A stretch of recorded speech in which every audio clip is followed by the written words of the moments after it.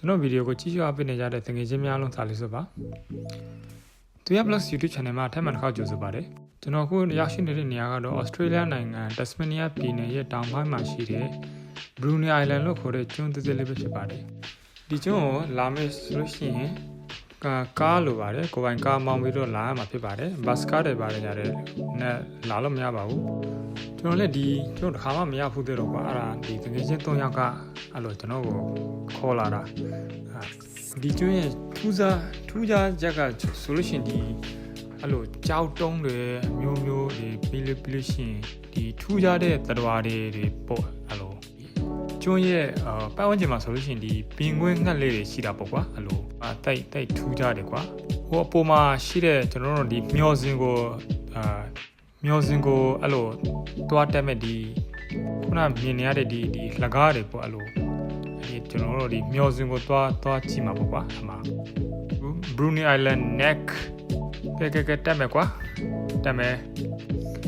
ကဲကျွန်တော်ဒီဟိုးဘက်မြို့နဲ့ကြတော့2နာရီခွဲ3နာရီလောက်တော့မောင်းရတယ်ကွာရှင်လာမယ်ဆိုလို့ရှိရင်ကားမှာဒီကားကို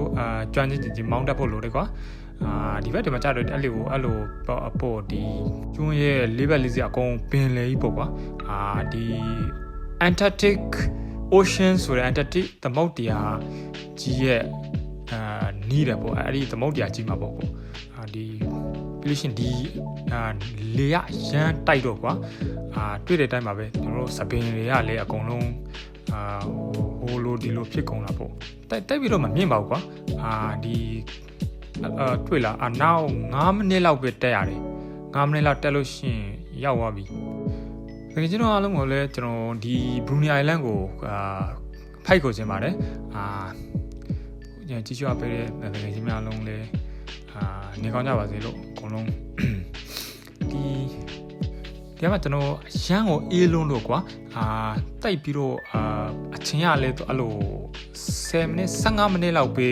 နေပြီးတော့ပြန်ပြီးတော့မြန်ဆင်းရတယ်